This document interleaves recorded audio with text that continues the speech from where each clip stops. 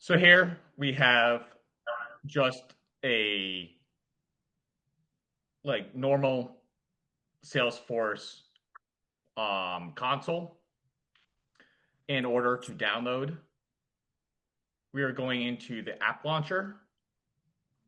We are selecting app launch, and then we are going to now visit the app exchange. Here, we are going to search blockchain payments, find it.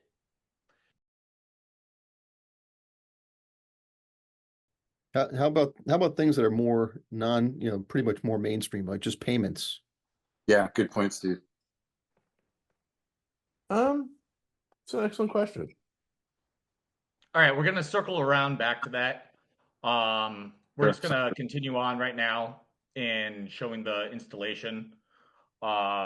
Everybody, I believe, except for our good friend Alex, is in Massachusetts in the Boston area. So we're going to select Massachusetts, and we're going to continue to install.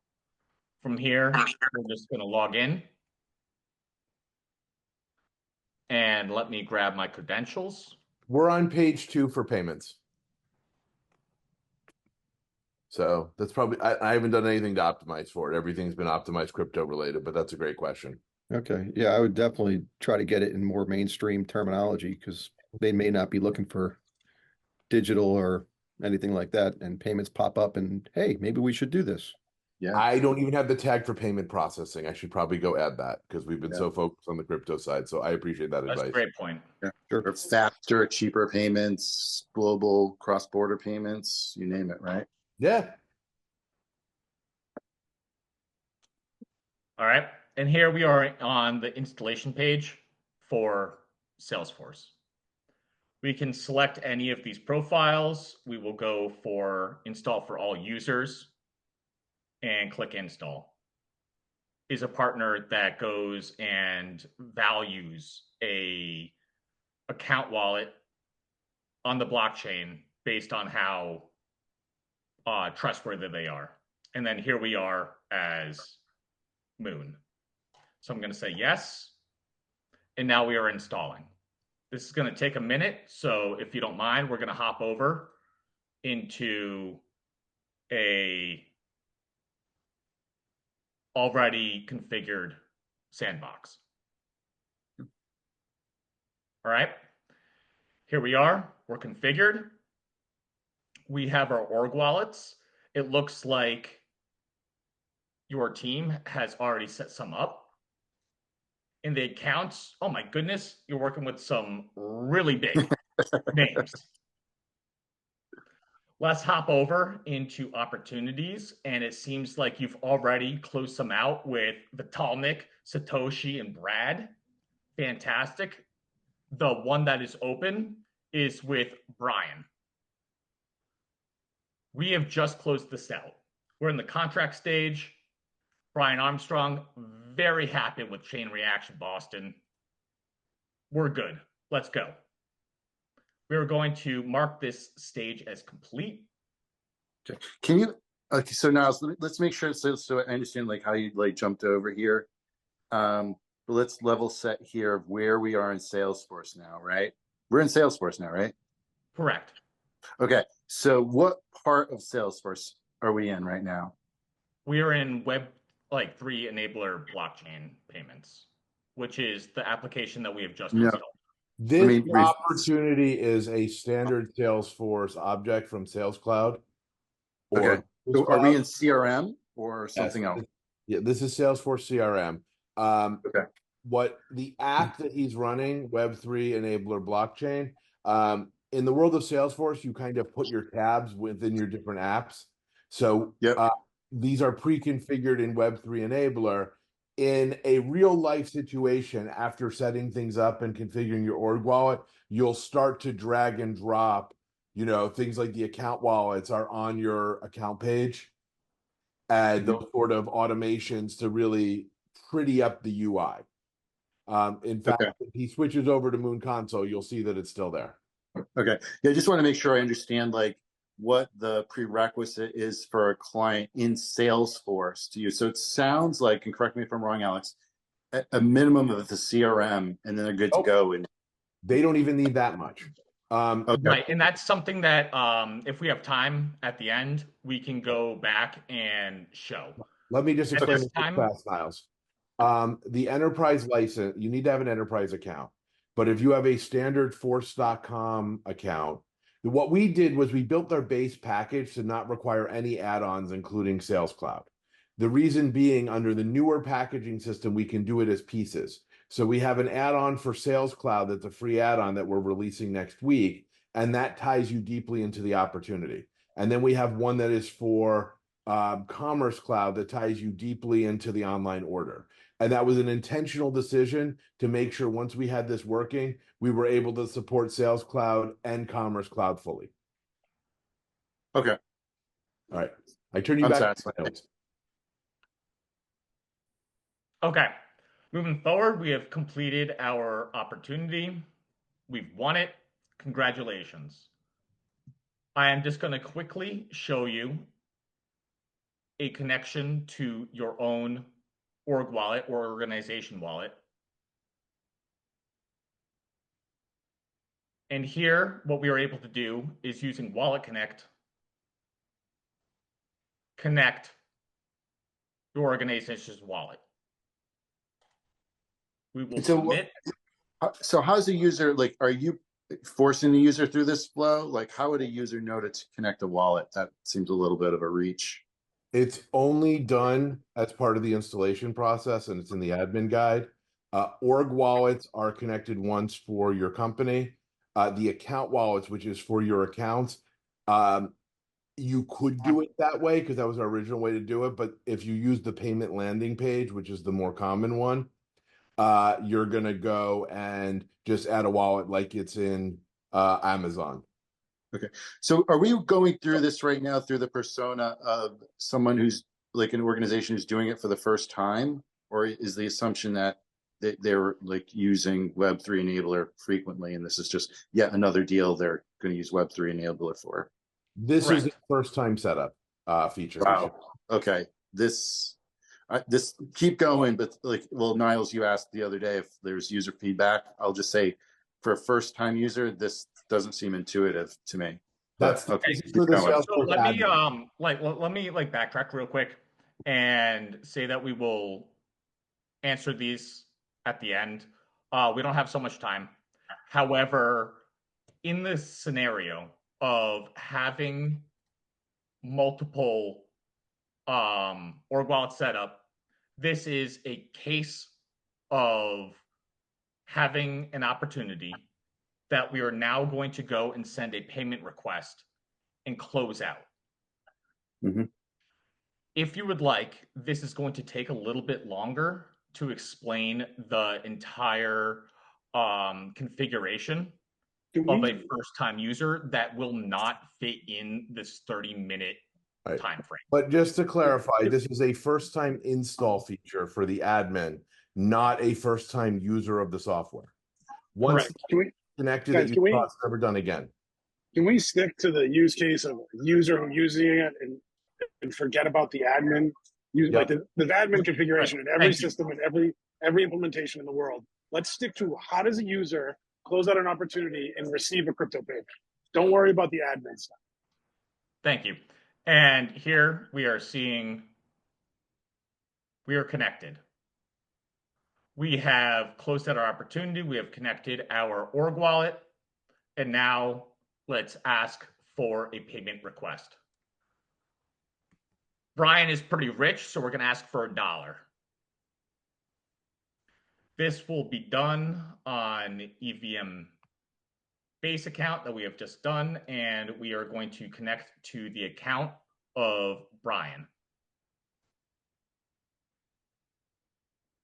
Here we see our payment URL, which will be sent to Brian so that he can make this payment. Everything else is blank because it has not been completed. We are now Fields are hidden for a normal user. He's in there as a Web3 admin.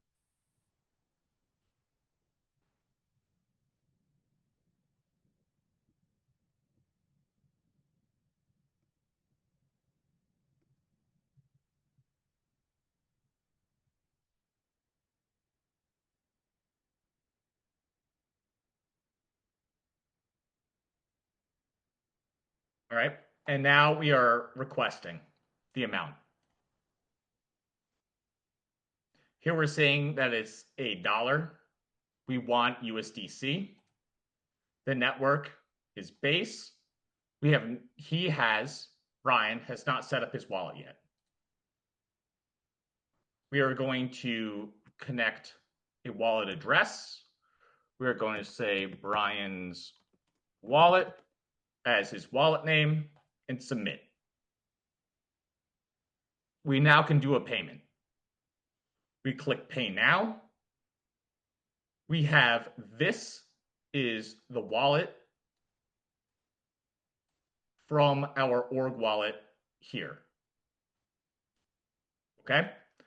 We now can copy or use this QR code for payments. We are going to send $1 worth of USDC on base from Brian's wallet.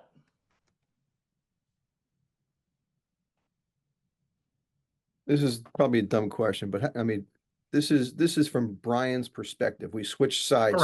Correct. Okay. So Brian has his own wallet information.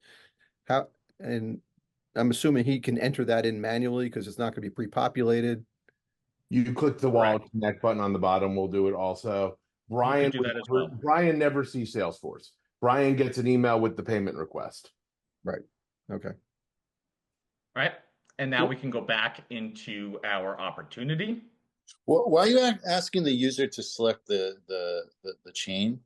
Like, so the base, like in your example, what's the thinking behind that?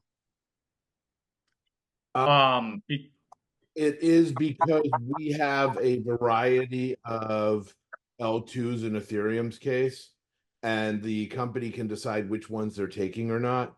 So it doesn't change anything if they select the wrong one, but it's to attempt to avoid user error of them putting it on the wrong network.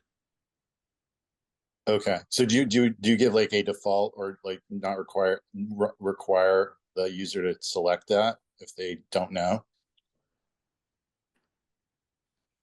It is a catch-all where an org such as yourself would select which chains are acceptable that are EVM Ethereum compatible. In which case, then, as this organization, they do not care if it is going to be on Ethereum, Base, Optimism, Arbitrum, etc. Yeah, I guess where I'm going, and I'll just, I know we have other stuff to get through. I guess again, it doesn't seem intuitive to me for the recipient, the payee, to have to make that selection if they're like some, invoice clerk, so like they're going to be like, get stuck right there. Like, what am I selecting here? So here's the problem. Not every coin is on every network. So when a selection is made to USDC, it presents you with the network options you can send USDC on. So we can go deeper, but like we can keep moving, Alex. I think I got the gist of it. But thanks. All right. Just for what it's worth, the payment interface you're seeing there is solely exists to generate that landing page and make it simpler. I realize it's not as simple as we'd all like crypto payments to be, but our payment detection is actually not linked to that. So if you select base but pay on Ethereum, it'll still populate as paid. Okay. And we are able to go into Brian's wallet from our opportunity. And now we are seeing this inbound transaction that we have just completed for $1. We go into this inbound transaction, and now we can select the base scan, which is a blockchain explorer that is showing all the data and information related to this transaction. And this is the moment of truth. Once it is successful, this is immutable. This is the transaction. We have sent 1 USDC and we have received 1 USDC, and we can't do anything beyond that. It's done. This transaction is complete. From here, and we can see that all this information is now populated on-chain data. We can go back to Web3 payments, click into this Web3 payment, and see that it is also paid. And we are now reflecting this completed payment from this transaction on chain within Web3 enabler payments. And now we can see the additional fields being populated based on this information. Just a quick thing to let everyone note on that, right? So the payment kind of is a double copy of like an invoice marked as paid because it's a payment request that's tied in there, so that that would be kind of that information you would tie in. If you pull up that transaction data for a moment, Niles, not on there in our You want inbound? Inbound connection number 1, whatever this last one is, right? A couple of things that I just want to highlight. If you guys look at the bottom, that on-chain data that is only visible to Web3 admins or managers is a full copy of everything that comes off the blockchain. That's mirrored in. The top 2 sections only exist within the Salesforce org, and that is a mapping to the wallet, a mapping to the org, what network it came in on, the amount of the token, what the exchange rate, which in a stablecoin is 1-to-1, and then the value. That value will all show up in reports now. If you go and you pull inbound reports, and that's where, our secret sauce is that. And while I agree with Aiden that I'd love to live in a world where we don't have any of these issues with selecting a network, we plan to work with Circle and their programmable wallets that are out now, and their on-ramp and off-ramps that are available to partners that are in beta. We plan to make this way simpler. But this is where we're at now in terms of the blockchain capability for peer-to-peer payments. Yeah, that's fair, Alex. Like I said the other day, we want to see what works, but also what needs to be improved or built upon it. That's a perfect example. So thank you for the color. Right. We like to think we made this suck less than most blockchain implementations, but we are still at the mercy of the blockchain world.